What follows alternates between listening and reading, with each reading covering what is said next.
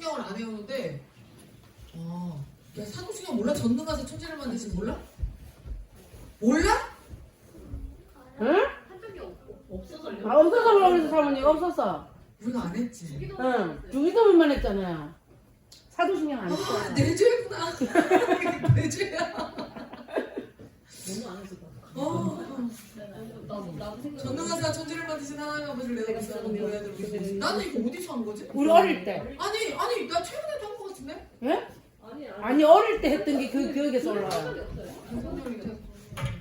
왜 이거 그래요? 응. 내 죄다 내 죄. 자 계속해서 세계관에 대해서 이야기하도록 하겠습니다. 사탄이 제일 싫어하는 책이 2권이 있어요. 성경 중에서 66권이죠 성경이? 성경 66권 중에서 사탄이 제일 싫어하는 책이 2권이 있는데 그 책이 뭐냐면 바로 창세기하고 요한계시록이에요. 왜 그러냐면 창세기를 싫어하는 이유는 뭐냐면은 잠깐만요. 자 창세기를 싫어하는 이유가 뭐냐면 창세기는 사탄이 어디에서부터 왔고 그 사탄이 사람을 넘어뜨리려는 전략은 무엇이며 또 어떤 사람을 목표로 삼아서 그 사탄이 역사를 하는지를 그 그러니까 하와가 선악과를 따먹는 과정을 통해서 그 사탄의 역사를 우리가 분명하게 볼 수 있어요. 그래서 자기의 정체가 드러나기 때문에 사탄이 창세기를 싫어해요. 그러면 요한계시록을 싫어하는 이유는 뭘까요? 결말이 어떻게 되는지를.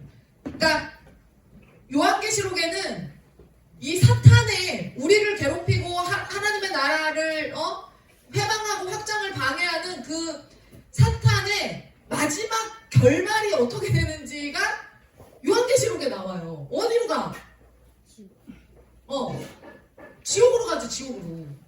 지옥으로 가기 때문에 그게 아주 명확하게 딱 나오기 때문에 창세기도 자기 정체가 드러나서 싫어하고 요한계시록도 자기의 결말을 보여주기 때문에 싫어해요. 그래서 사탄은 이 2권의 책을 읽지 못하도록 굉장히 필사적으로 노력하고 있어요. 그래서 이 책을 읽지 못하도록 하는 가장 강력한 다른 어떤 책보다도 성경에 나와 있는 창세기와 요한계시록을 잘 못 읽게 어떤 방식을 쓰냐면 창세기는 바로 신화라고 해서 이렇게 섞어버려. 그리고 어떤 것을 끌어올렸냐면 진화론으로 창조론을 덮어버리려고 하는 거예요. 무슨 말인지 알겠어? 진화론 배웠죠 학교에서. 누구의 진화론이야? 원숭이의 진화론이야? 너 뭐 듣긴 들었구나. 원숭이의 진화론. 다윈의 진화론이죠? 다윈의 진화론이죠? 그 다윈의 진화론을 통해서 창조론 7일 동안 안식까지 창조하신 거예요. 안식일까지 해서 7일 동안 하나님의 창조의 역사를 진화론으로 이렇게 덮어버리려고 하는 게 있어요. 그래서 아주 허무맹랑한 신화 같은 소설에 불과한 책이다라고 사람들에게 인식을 심어준 책이 바로 창세기예요. 왜? 우리의 시작을 알지 못하게 해야지 되니까. 그리고 본인의 시작도 들키지 말아야 되기 때문에. 무슨 말인지 알겠어? 그 다음에 그래서 읽지 못하게 하고, 자 요한계시록은요. 요한계시록은 또 어떻게 읽지 못하게 하냐면 말세, 마지막 때 이거를 완전 극단에 치닫게 해서 해석하지 못하게 하고, 그리고 요한계시록에서 나오는 그 이야기들이 우리한테 적용이 마치 안 되는 것처럼 이야기를 우리한테 들리게 해서 말도 안 되는, 창세기든 요한계시록이든 둘 다 말도 안 되는 성경이다라고 인식하게끔 만드는 그런 노력들을 사단이 엄청나게 많이 하고 있어요. 그렇기 때문에 요한계시록과 그러니까 심판의 메시지를 강조하는 그 이야기를 통해서 지금 현실에 집중하지 못하도록. 여러분 생각해보세요. 우리가 만약에 내일 지구가 멸망한다고 하면, 진짜로 예수님이 내일 오신다고 그러면 우리가 어떻게 뭐 하고 있을 것 같아? 회개하고 있을 것 같아? 진짜 뭐 할 것 같아? 이미 너 뭐 할 것 같냐? 내일 예수님이 오시기로 딱 우리가 모두 다 알고 있어. 실제 내일 오실 거야. 그럼 너 오늘 뭐 할 것 같아? 아 진짜? 은혜는? 지금 사모님 질문한 거 알아들었어요? 뭐 할 것 같아 은혜는? 회개하고 그냥 찬양하고 그렇게 할 것 같아? 다른 사람은? 준우는 내일 예수님 오실 거야. 이제 우리 더 이상 이 지구에 안 살고 예수님 오실 거야. 우리 천국 갈 거야 내일. 그럼 준우 오늘 뭐 할 거예요? 노래 부르고 찬양? 응. 그다음에 성경책 읽고. 아 그렇지. 그런 거 하겠지. 뭐 찬양하고 회개하고 뭐 예배하고 그런 거 하겠죠? 사모님한테 물어봐. 사모님 뭐 할 거냐고 물어봐.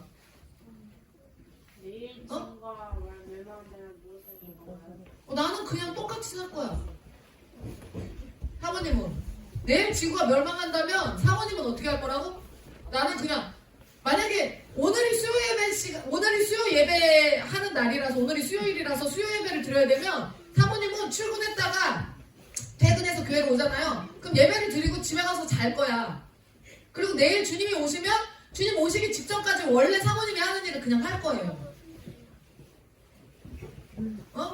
그러니까 이게 지금 요한계시록을 심판에 대해서 그리고 주님의 재림에 대해서 잘못 인식하고 있기 때문에 우리가 지금 이런 얘기들을 하는 거거든요. 야 그러면 목사님이 맨날 하는 말이 뭐야? 예수님이 언제 오실 것처럼 살아야 돼. 오늘 당장 오실 것처럼 살아야 돼. 매일매일을.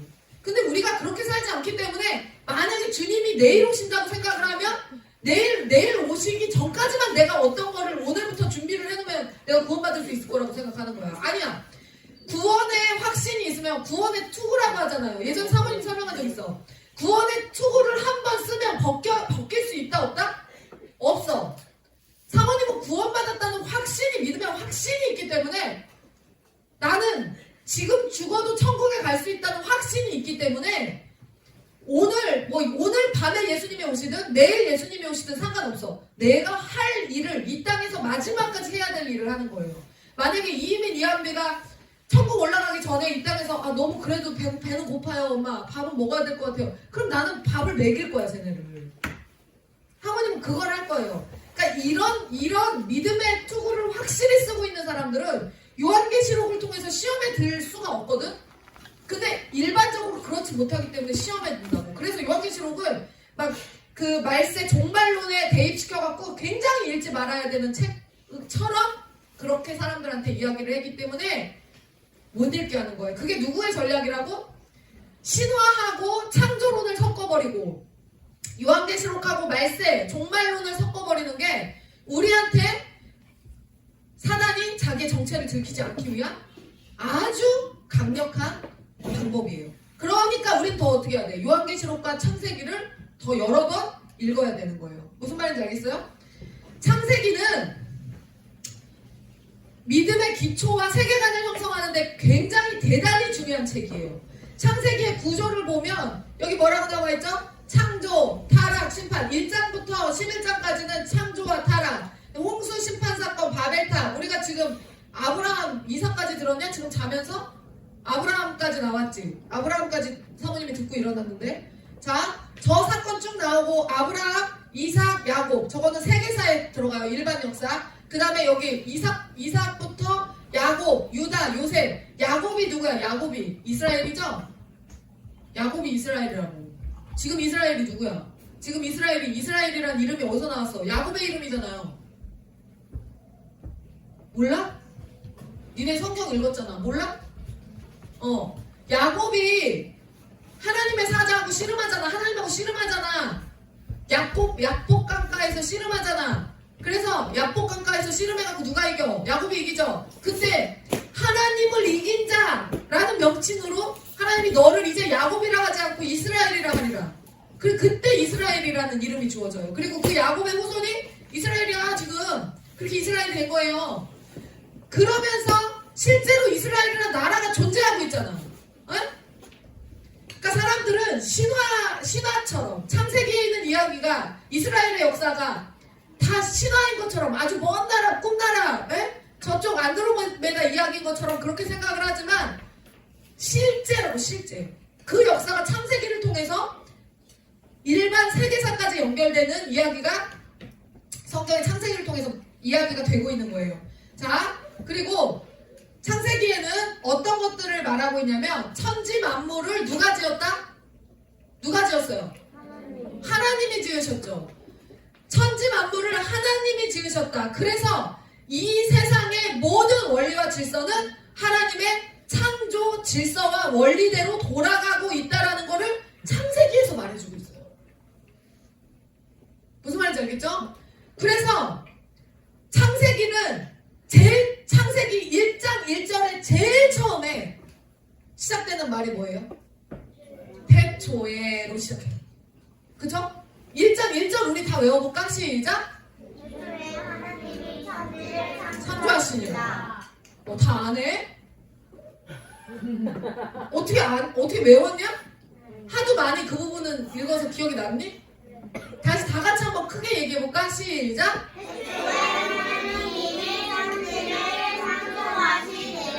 그렇죠. 태초에 하나님이 천지를 창조하시니라. 창세기는 태초라는 말로 시작해. 태초가 뭐냐면요. 뭐라고 나와 있어? 태초가? 시간과 공간이 시작되는데 태초는 시간과 공간이 시작되는 때가 태초예요.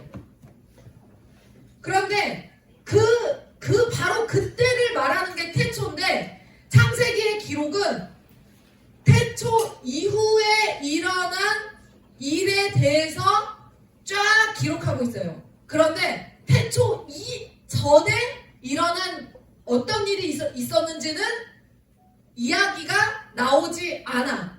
뭐라고만 나오는 줄 알아요? 성경에 뭐라고만 나오는 줄 알아요? 그냥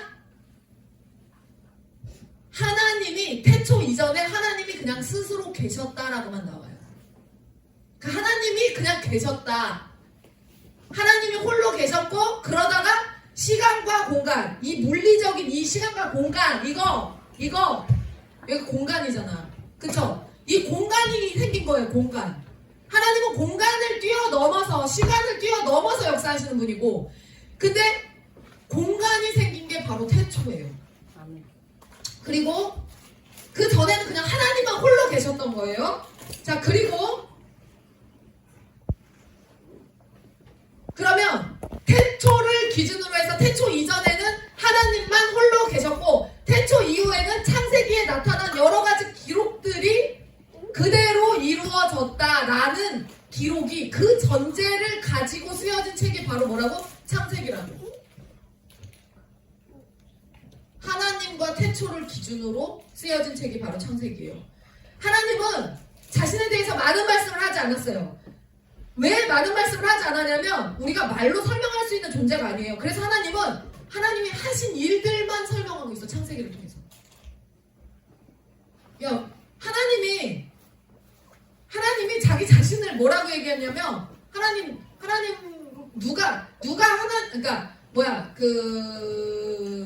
나는 스스로 있는 자다라고 말할 때 모세가 아니 누가 보내서 왔다고 하냐고. 그러니까 여호와 하나님이 보내서 왔다고 그러라고. 그러니까 여호와 하나님이 누구냐고 하면 뭐라고 대답하냐고. 하나님은 어떤 분이냐고. 그러니까 나는 스스로 있는 자다라고 말씀하시잖아요.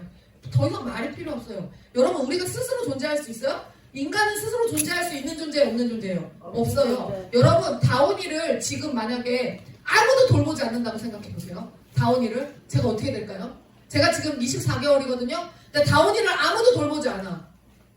어떤 공간에 넣어두고 아무도 돌보지 않아. 그런데 먹을 거 그냥 넣어줘. 이런 건 얘 무생물 누가 만들었잖아. 얘가 어떻게 스스로 존재해? 자연적으로 생기는 게 어딨어? 자연 환경에서 자연적으로 생기는 것도 다 누가 창조하신 거야? 하나님이 창조하신 거지. 유일하게 스스로 존재하시는 건 하나님이시란 말이에요. 그런데 하나님은 그렇기 때문에 자신에 대해서 많은 말씀하지 않으시고 하신 일들을 통해서 우리가 충분히 하나님을 느끼도록 성경에 설명하고 있어. 하나님은요, 피조물이 아니시기 때문에 절대로 설명으로 이해되어지는 존재가 아니에요. 하나님은 어떤 존재다? 영이시다. 눈에 보여, 안 보여? 안 보여요. 안 보여. 오히려 보이면 자, 우리가 하나님께 예의를 차린다고 했을 때 오히려 눈에 사람이 보이면 우리 어떻게? 어른을 보면 어떻게? 목사님 보면 어떻게 해요? 이렇게 인사를 한단 말이에요. 뭐 안녕하세요. 목사님 이거 드세요. 목사님 여기 앉으세요. 이렇게 존경을 표현한단 말이에요. 그런데 하나님은 안 보이셔. 안 보이시는데 어떻게 예배해야 된다고요? 그렇기 때문에 우리가 영과 진리로 예배해야 된다. 영과 진리로 예배하는 거를 이거를 또 들어가면은 이거 몇 박 며칠로 이거 풀어야 되는 내용인데 어쨌든 그렇기 때문에 우리가 온 마음과 정성을 다해서 바른 생각과 바른 정신과 하나님이 원하시는 법과 질서와 원칙과 우리의 온 마음을 다해서 하나님을 예배해야 된다는 거예요. 하나님의 방식으로. 자, 그런데 우리가 하나님이 영이신 존재임을 믿고 하나님도 우리와 같은 사람인 것처럼 착각해서 인본적인 방식으로 하나님을 접근하는 경우가 상당히 많단 말이에요. 그렇기 때문에 창세기에 나오는 하나님께 우리가 접근할 때도 영이신 하나님인 것을 인정하고 영이신 하나님을 만나려고 해야 돼요. 오히려 하나님은요, 쉽고 단순하게 이해하는 사람이 하나님을 인격적으로 만날 수 있어요. 그래서 어떻게 해야 되냐면 하나님께 나아갈 때는 여러분 하나님을 만나고 싶으면 어떻게 하는 거냐면요, 사모님이 항상 얘기하지만 하나님 만나주세요라고 하면 만난다니까. 하나님 만나주세요 하면 만나요. 근데 이 하나님 만나주세요를 안 하는 거야. 진짜 여러분이 그러니까 하나님 만나주세요 하면은 마치 어떤 사모님 예전에 그런 말 되게 많이 들었거든요. 어떤 집사님이 어렸을 때 막 기도를 하는데 하나님 만나주세요 그랬더니 막 성령님이 막 갑자기 불덩이가 막 심장으로 막 확 파고 들어가고 뜨거워가지고 막 대굴대굴 구르고 막 회개하고 그런 식으로 하나님이 임하시기도 하지만 대부분은 어떠냐면 하나님이 대부분은요 그렇게 임하기보다 그냥 가랑비에 옷 젖듯이 말씀으로 하나 깨닫게 하시고 목사님의 입술을 통해서 아니면 어떤 집사님의 입술을 통해서 어떤 권사님의 입술을 통해서 어떨 때는 시온이의 입술을 통해서 아까 시온이 얘기하는 거 들었죠? 발표하는 거 들었죠? 에? 뭐라 그랬어? 예슬이 자는 거에 대해서 우리가 자는 의미를 파악하자 그랬더니 시온이가 뭐라 그랬어? 사모님한테 뒤지게 맞으면 잠을 안 잘 수 있다. 그렇게 얘기하죠?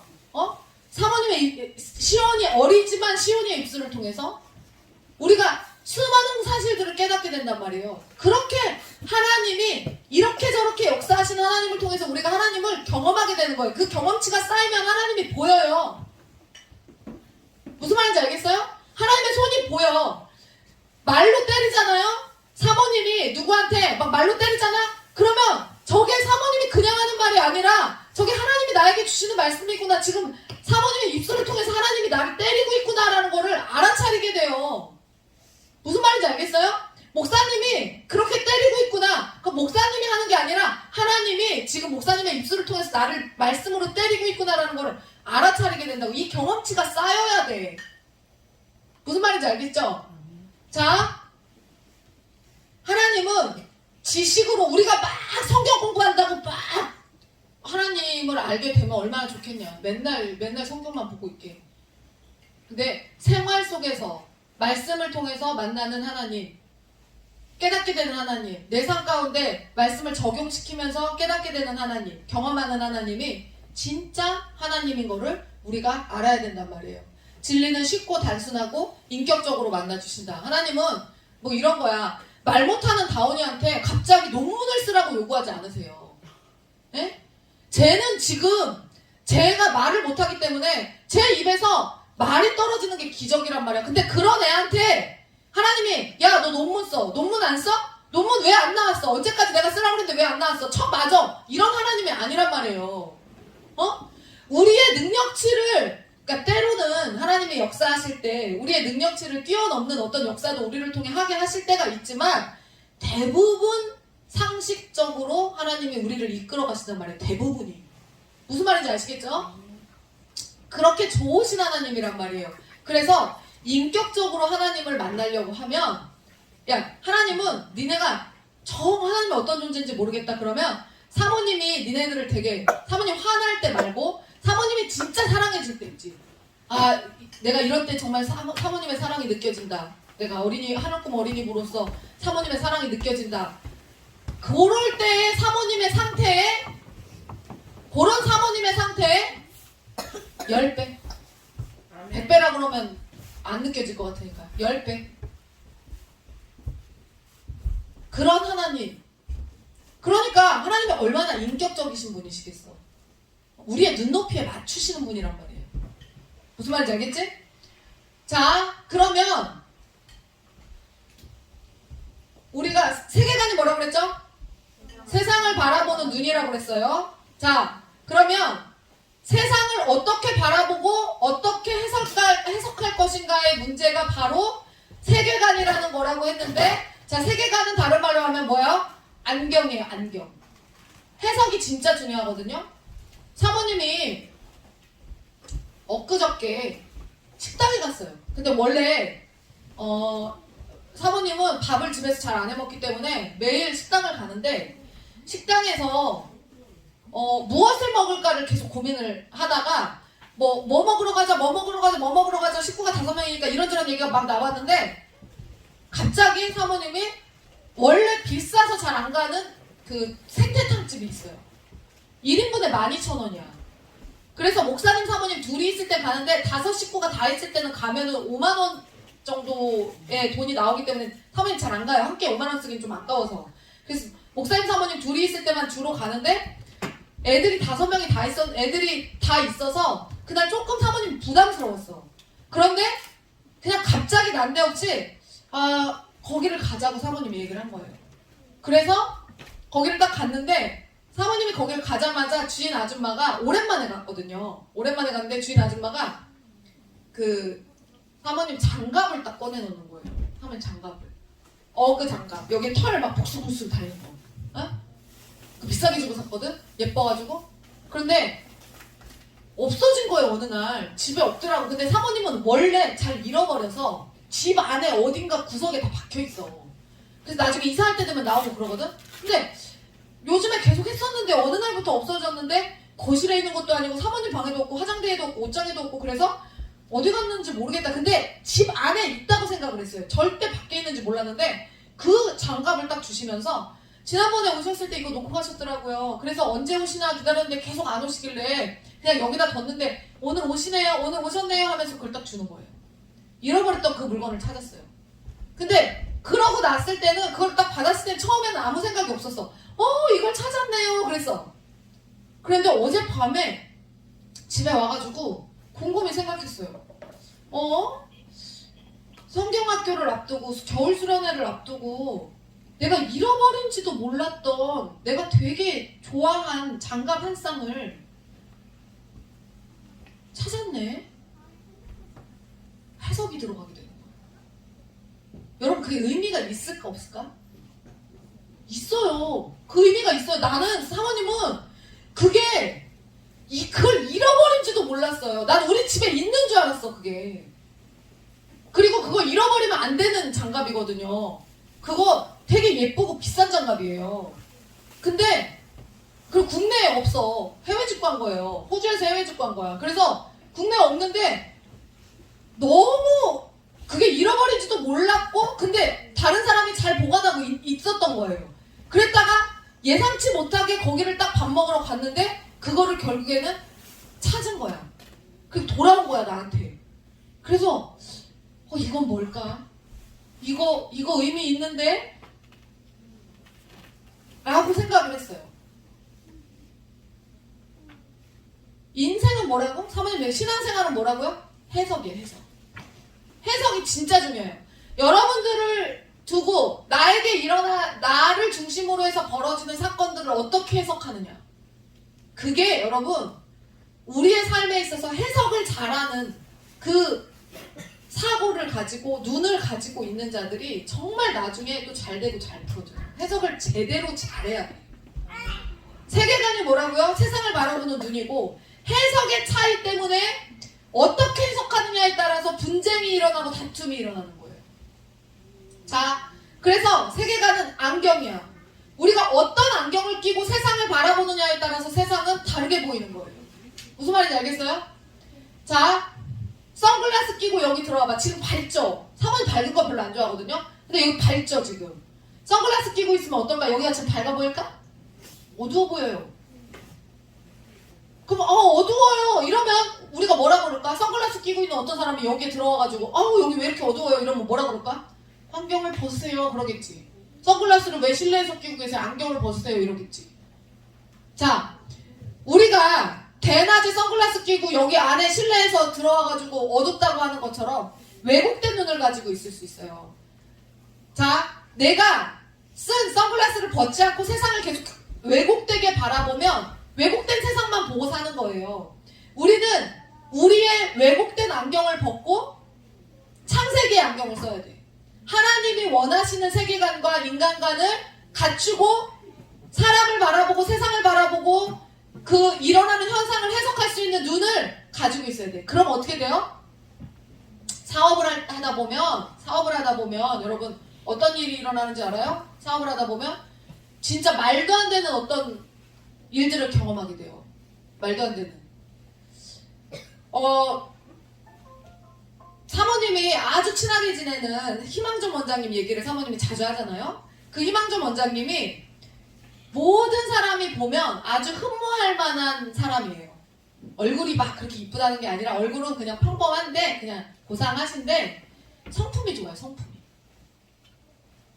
근데 그 희망점 원장님네 학원에 어떤 일이 있었냐면 이번 주에 며칠 전에 어떤 일이 있었냐면 어떤 학부모가 전화를 한 거예요. 그래서 원장님, 근데 화가 나 있어 학부모가. 원장님, 네 어머니, 우리 애들이 원장님을 너무 좋아해요. 이게 첫 마디였어요. 우리 애들이 원장님을 너무 좋아해요. 네 어머니. 그런데요, 엄마는 저보다 더 좋아해요. 근데 이거를 원장님이 잘못 알아들은 거야. 저를 원장님보다 더 좋아해요. 엄마를 원장님보다 더 좋아해요로 잘못 알아들은 거예요. 그래서 그럼요. 저보다 어머님을 더 좋아해야죠. 애들이 어머님 자녀들인데 이런 거예요. 그러니까 아니요. 저보다 원장님을 더 좋아한다고요. 그래서 뭐 어떻게 얘기해야 되는 거지? 그런데 거기다가 뭐라 그랬냐면 원장님, 우리 애들이 집에 오면 맨날 뭐라고 하는지 아세요? 오늘 원장님이 나 안아줬는데 왜 엄마는 나 안 안아줘? 오늘 원장님이 무슨 옷을 입고 와서 어떻게 되게 예뻤는데 왜 엄마는 그런 옷 안 입어? 오늘 원장님한테서 향기가 났는데 왜 엄마는 그런 향수 없어? 왜 오늘 원장님이 나한테 예쁘다고 사랑한다고 해줬는데 왜 엄마는 그렇게 안 해? 이래서 스트레스 받아 죽겠어요. 예 어머니. 뭐 대답할 수가 없잖아요. 그래요? 제가 애들을 사랑해 주려고 노력한 건데요 어머니. 네. 그랬더니 거기서 원장님은 볼 때마다 웃고 있더라고요. 짜증나게. 원장님은 좋은 부모 만나서 좋은 교육 받고 자라서 고생 한번 해본 적 없죠. 원장님은 좋은 남편 만나서 떵떵거리고 살면서 자식 교육 잘 시키고. 그래서 제가 물어봤어요. 듣다가 원장님의 상황을 그 어머님이 알아요? 그랬더니 하나도 모르대. 사생활에 대해서 한 번도 얘기해 본 적이 없대. 사모님도 사모님의 상황을 얘기해 본 적이 없어요. 다른 학부모들한테 얘기할 일이 있을까 없을까? 없어요. 왜냐면 학부모들하고는 엮일수록 안 좋아. 없어요. 여러분이 다니고 있는 니네 학원 우리밖에 다 안 다니지. 야, 너 피아노 학원 원장님 남편 뭐 하는지 알아? 모르지? 몰라. 모르는 게 정상이에요. 그런데 모르는데 거기다 대고 원장님, 그러니까 어머니 저에 대해서 잘 모르시잖아요. 원장님이 그런 거예요? 그러니까 그 엄마가 뭐라 그랬는지 알아요? 원장님 간상히 그래요. 그래서 짜증나요. 원장님 고생 하나도 안 하고 사셨죠? 그래서 재수 없어서 애들 뺄 거예요 하고 둘을 뺐어요. 실제로. 미쳤다. 진짜로 실제 진짜 레알 팩트예요. 애 둘을 뺐어요. 당장 오늘부터 당장 안 보낼 거예요. 이러고 뺐어요. 극한 직업이에요. 학원도 극한 직업이라고. 그럼 뭐 그래서 그 원장님 그랬대요. 어머니 그러면 제가 저 울 일 많은데 제가 그럼 울고 있을까요? 제가 울어야 되나요? 네 알겠습니다 하고서는 그 백에 둔 거예요. 근데 이 일을 어떻게 해석해야 될까? 해석해야 되잖아요. 아 그냥 또라이가 난리 쳤네 이렇게 그냥 해석하고 끝내요? 아니지. 그 원장님들은 잘 될 거예요. 왜? 그 원장님이 잘 하니까 실제로. 그러니까 그 정도로 질투가 나서 그리고 그 사람은 그 말도 안 되는 행동을 한 그 학부모는 또 해석을 해야지 따로. 근데 그 원장님이 그만큼 잘하고 있다는 거예요. 그만큼.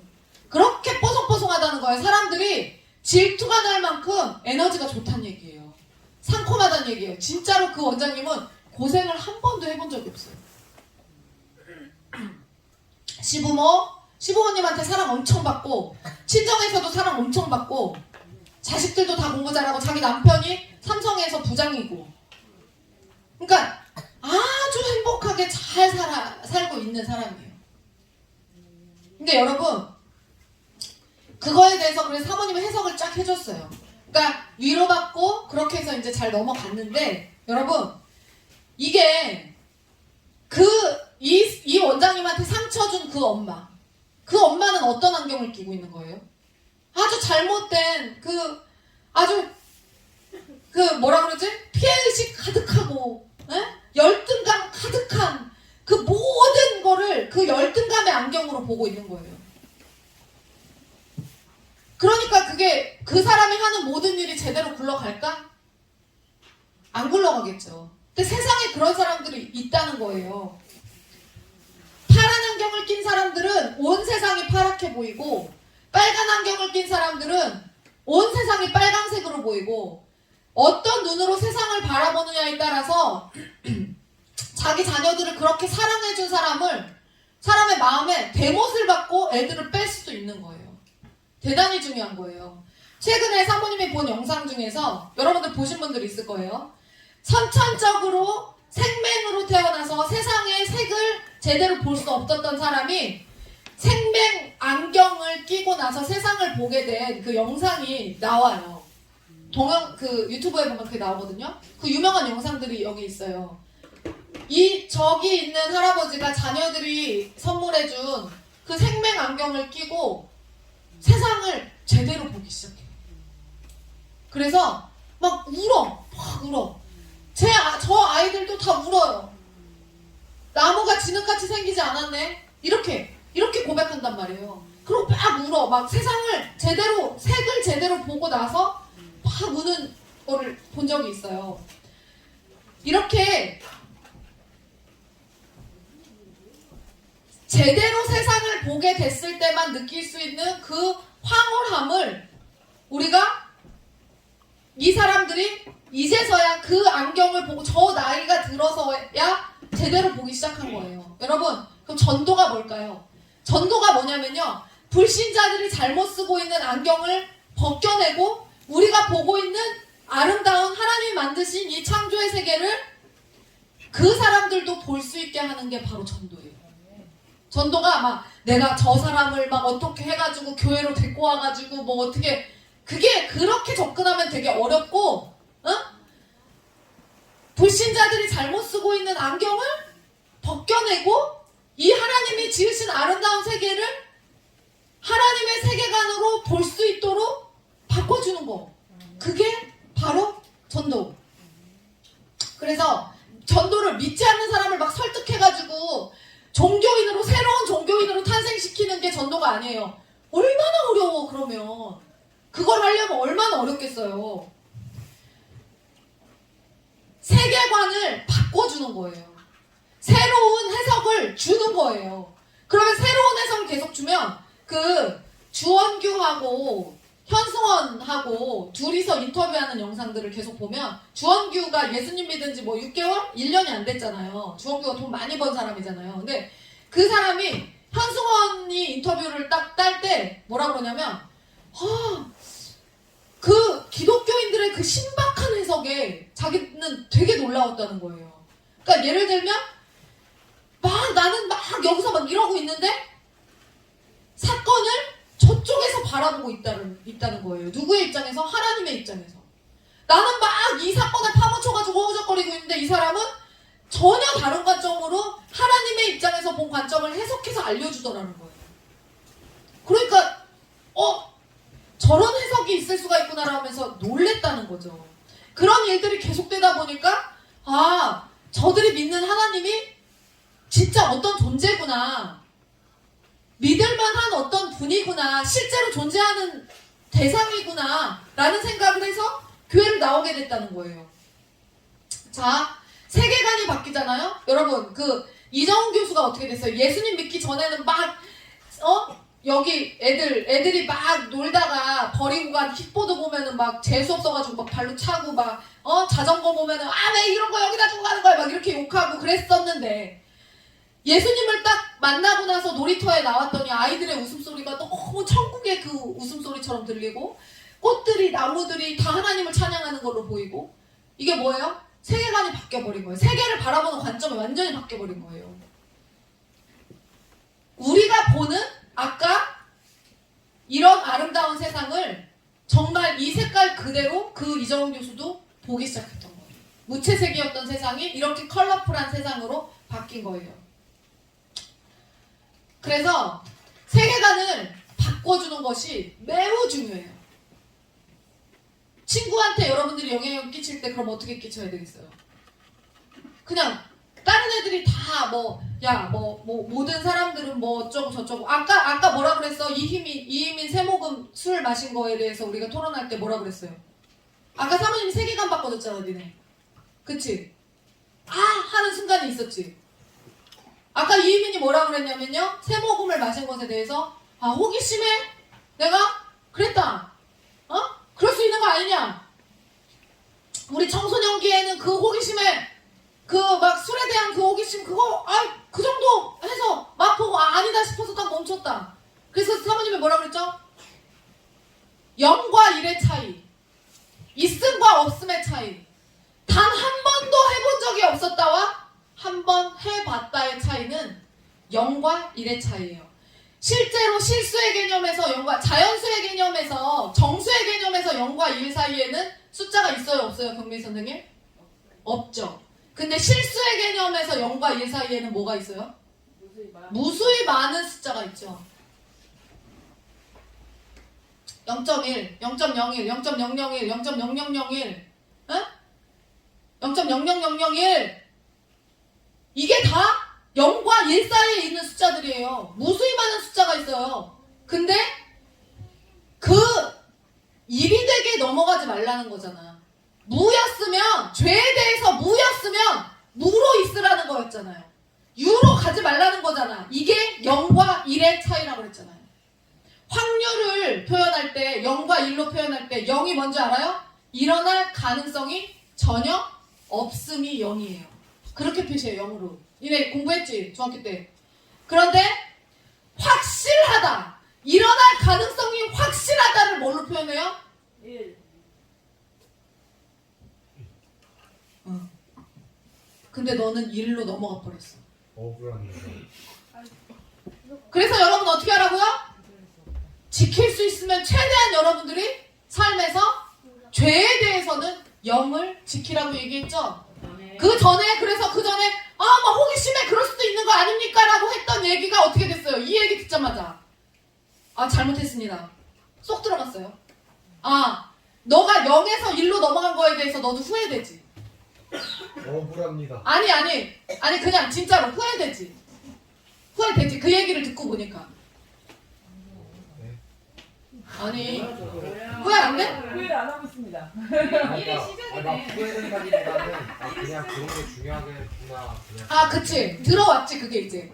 네. 그럼 다른 영역에 이걸 적용하면 되잖아. 이제 그 부분은 네가 넘겼지만, 일이 됐지만, 아까 뭐라 그랬어? 다른 영역들이, 남아있는 영역들이 있잖아. 네. 네가 0으로 지킬 수 있는 영역들이 있잖아. 너네가 0으로 지킬 수 있는 영역들이 있다고요, 지금. 너네는 되게 많아. 우리 어른들 부모 세대는 0에서 1로 넘어간 사람들이 너무 많아. 되게 많은 영역들에서. 근데 너네는 아직 0으로 지키고 있는 영역이 훨씬 더 많단 말이에요. 그러면 어떻게 하라고? 최대한 0을 지키라는 거야.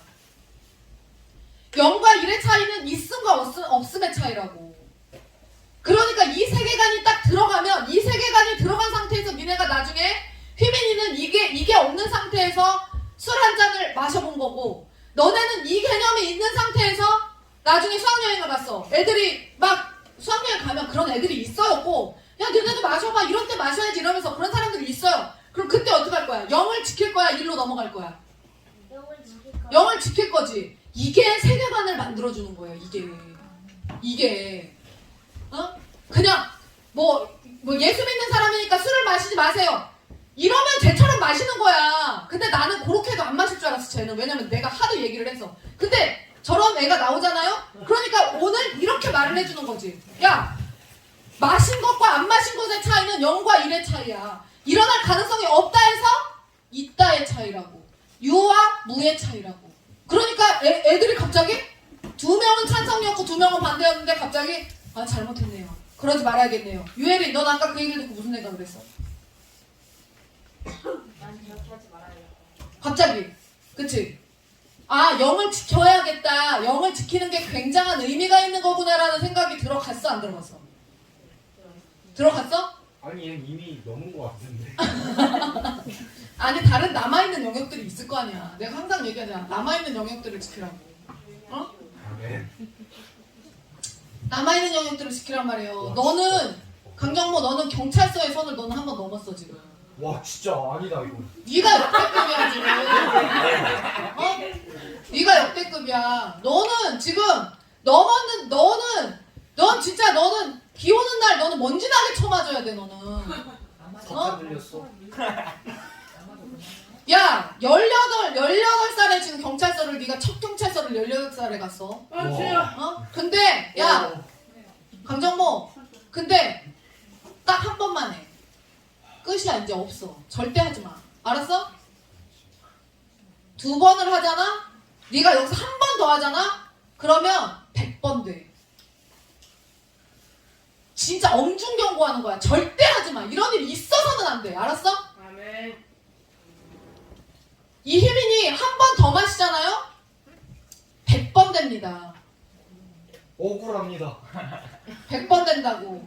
그래서 절대 0에서 1로 넘어간 사람들은 절대 2로 넘기지 마세요. 무슨 말인지 알겠어? 이게 세계관이야. 세계관은 안경이에요. 자, 보세요. 태초에 하나님이 천지를 창조하시니라가 창세기 1장 1절에 나오는 우리 모든, 여기 앉아있는 모든 사람들이 전제하고 있는 구절이 바로 1장 1절이에요. 그런데 야, 진화론의 안경을 끼고 있는 사람한테 창세기 1장 1절 태초에 하나님이 천지를 창조하시니라를 100번 읽혀봐. 그게 믿어질까? 안 돼요. 안 되는 겁니다. 100번을 읽어도 안 되는 겁니다. 그러니까 어떻게 해야 된다고? 진화론의 안경을 가진 사람이 창조론의 안경을 끼도록 세계관이 바뀌어야 되는 거라고. 그래야 기존의 진화론의 안경을 끼고 있던 거를 바꿔야 된다고. 믿는 사람들의, 우리의 믿는 사람들의 대전제는 뭐야? 다 같이 읽어보세요. 시작. 하나님이 천지를 창조하시니라. 이게 이 믿음이 없으면 우리도 끝이야. 그 다음부터가 진행이 안 돼, 얘기가. 무슨 말인지 알겠어? 그 다음에 얘기를 어떻게 진행을 할 거야? 태초에 하나님이 천지를 창조하시니라는 저 전제가 우리 안에 있어야지 그 다음 일이 진행이 되지, 얘기가. 야, 우리가 왜 술을 마시지 말아야 되느냐, 이런 얘기들이 나왔을 때 왜 0에서 1로 넘어가지 말라고 하냐? 야, 세상 사람들의 입장에서 이런 얘기를 들으면 0에서 1로 넘어가면 어때? 애들 보는 데서 그냥 막 술 마시고 막 애들 보는 데서 막 그냥 막 담배 피고 막 그냥 아빠가 잠깐 바람 폈다가도 집에 그냥 돌아올 수 있는 거고, 엄마가 바람 폈다가도 그냥 돌아올 수 있는 거고, 그냥 리버럴하게 산다, 프리하게 산다 이러면서 그런 세계관을 가지고 있는 사람들도 있어요. 실제로 엄청 많잖아. TV에서 요즘에 뭐 불륜이 뭐 드라마에 뭐 아주 대단한 자극적인 소재예요, 불륜이? 일상 소재 아니야? 불륜이? 요새? TV에 나오는 거? 어?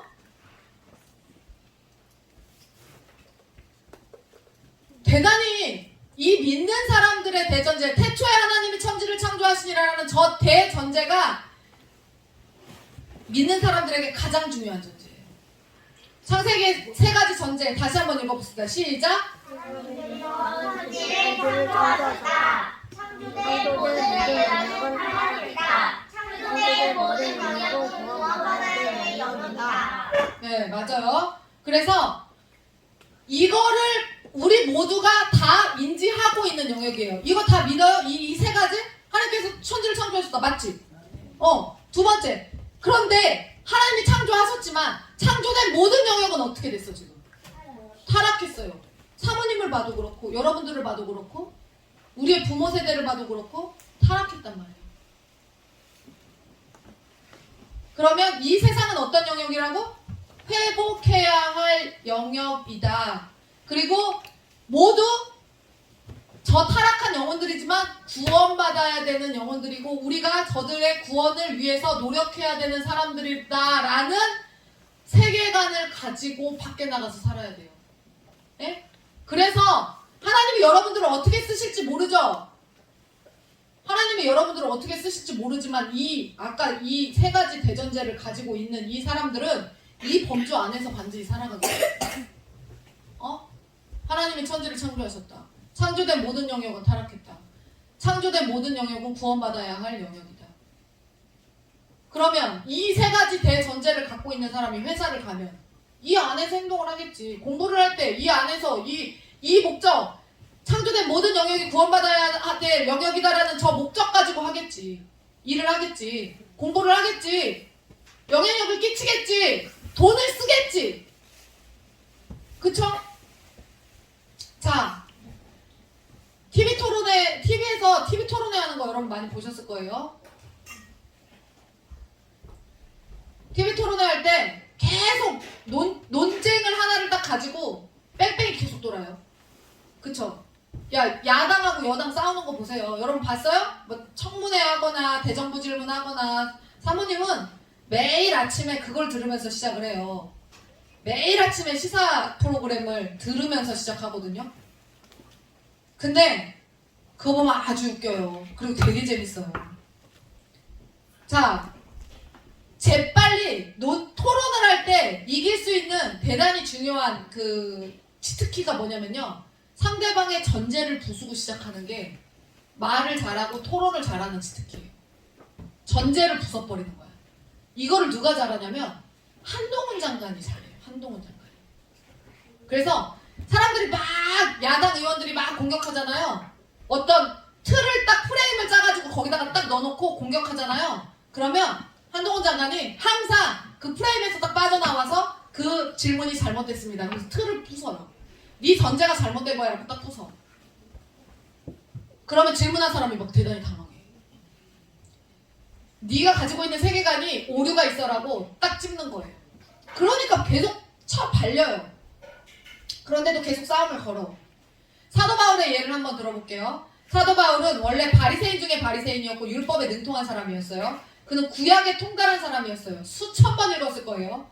그런데 이런 사도 바울이 구약에 그렇게 능통했던 하나님의 사람이 스데반을 쳐 죽이는데 앞장섰어요. 스데반을 쳐 죽이는데 수많은 크리스천 유대인들을 잡는데 앞장섰던 사람이 바로 이 사도 바울이었어요. 그는 절대로 자신이 하는 행동이 잘못되었다고 요만큼도 생각한 적이 없어요. 사람을 죽이고 있는데 스데반이 예수님의 사람이잖아. 하나님의 사람이잖아. 그 사람을 죽이고 있는데 자기가 잘못했다고 생각 안 해. 그런데 언제 부서지냐면 바울이요. 언제 이 사람의 세계관이 그 유대교적 세계관이 언제 산산조각이 나냐면 다메섹 도상에서 예수님을 만나고 그때 예수님을 핍박한 것이었다는 게 그때 이제 바울아 사울아 너는 왜 나를 핍박하느냐라는 그 음성을 예수님의 음성을 듣고 그때 안경을 바꿨습니다. 그래서 그가 가지고 있던 전제가 구약적 전제가 유대교적 전제가 다 잘못된 것이었다는 사실을 깨닫고 그때 다 부서져 버려요. 그 전제가 다 무너져요. 여러분, 진동이 됐을 때, 흔들렸을 때 무너지는 거예요. 언제, 왜 하나님이 우리를 진동시키실까요? 왜 우리를 막 흔드실까요? 여러분의 삶이 흔들릴 때 있죠? 왜 그럴까요? 우리의 잘못된 전제들을 부수시기 위해서 하나님이 우리에게 위기를 허락하시는 거예요. 그래서 흔들릴 때는 반드시 내가 하나님이 기뻐하시지 않는 어떤 것을 내가 생각하고 있나? 품고 있나? 내가 가지고 있던 어떤 전제가 잘못됐나? 이거를 일단은 체크해봐야 돼. 일단은. 그러니까 이거를 사모님도 어려움을 겪잖아요. 그러면 지금 이제 사모님 이 얘기를 할 때 여러분들을 정죄하거나 성도들이 뭐 니네가 그런 거예요 이런 거를 말하려는 게 아니라 그럼 사모님은 평생 어려움 겪지 말아야지. 사모님도 어려움을 겪어요. 근데 사모님도 죄인이잖아요. 그러니까 사모님도 잘못 생각하고 잘못 전제할 때가 있단 말이에요. 그러면 하나님이 사모님도 흔드셔요. 무슨 말인지 알겠어요? 사모님도 막 흔드셔.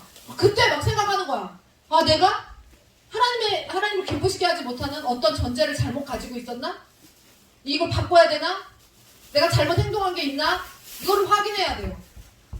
그래서 그거를 잘못된 전제를 무너뜨리기 위해서 하나님께서 그 진동을 허락하신 거예요. 자, 그럼 봅시다. 우리 이거 다 같이 한번 읽어봅시다. 사도신경. 시작.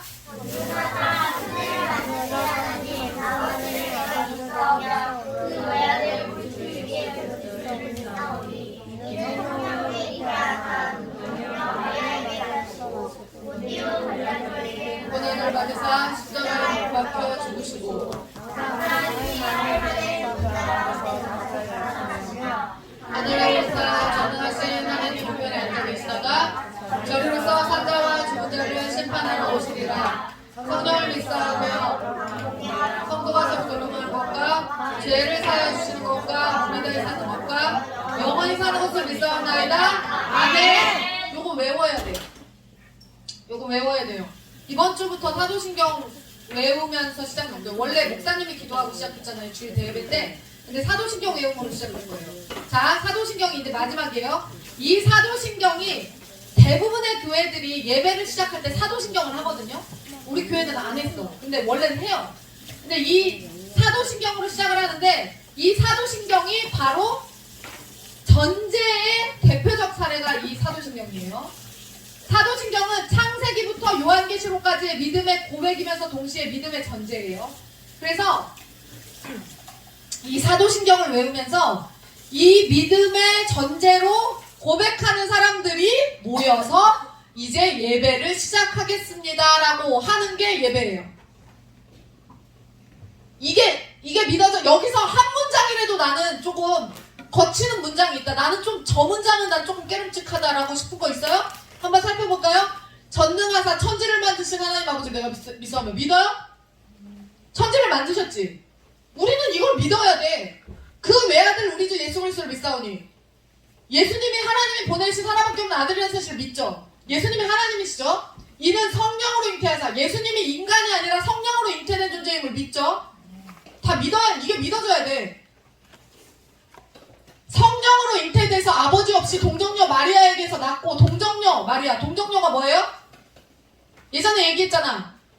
약혼을 하고 결혼 전까지 절대로 남편을 만날 수 없었는데 그 10달 동안 만날 수 없었는데 그 만날 수 없는 기간에 있는 여자, 이제 곧 약혼을 하고 결혼할 10달의 기간에 혼자서 남자 모르게 혼자서 처녀성을 유지하고 있는 여자를 동정녀라고 해요. 유대교에서, 이 히브리에서, 이스라엘에서. 그렇기 때문에 동정녀 마리아라는 게 중요한겨. 성령으로 잉태된 동정녀에게서 마리아에게서 난 자식이다. 본디오 빌라도에게 고난을 받으사. 본디오 빌라도의 심판을 받았죠. 고난을 받았지. 십자가에 못 박혀 죽으셨지. 그런데 어떻게 됐어? 장사한 지 사흘 만에 어떻게 됐어? 죽은 자들 가운데서 유일하게 부활하신 분이 누구예요? 예수님이지. 그걸 믿잖아. 그리고 하늘에 올라서 승천하셨단 말이에요. 이게 지금 창세기부터 요한계시록까지 진짜 다 나와 있는 거야. 하늘에 오르사 전능하신 하나님의 우편에 앉아 계시고 있지 지금. 여기까지가 이루어진 거예요 지금. 여기까지가. 그런데 그 뒤로 뭐예요? 거기로부터 거기 그 자리로부터 산자와 죽은 자를 심판하러 어떻게 할 거야? 여기로 오실 거야. 오실 거라고. 그리고 우리는 성령을 믿고 하나님을 믿죠. 예수님을 믿죠. 성령님을 믿고 그 다음에 거룩한 공회와 이거를 거룩한 교회로 바꿔요. 요새는 거룩한 교회와 공교회를 얘기하는 거예요. 이게 공적 교회를 얘기하는 거예요. 이게 공교회지. 이게 공교회지 뭐야. 공적인 교회잖아요. 우리가 집에서 둘이서 예배드리고 있냐? 공동체가 모여서 공적으로 예배드리고 있잖아. 그치? 공교회와 서로가 서로 성도가 서로 교제하는 것과 성도가 서로 교제하는 게 대단히 중요해요. 시험에 들면 첫 번째 일어나는 현상 중에 가장 대표적인 현상이 성도와의 교제가 끊어지는 거예요. 성도가 서로 교제하는 것과 죄를 사하여 주시는 거. 누가 죄를 사하여 주셔?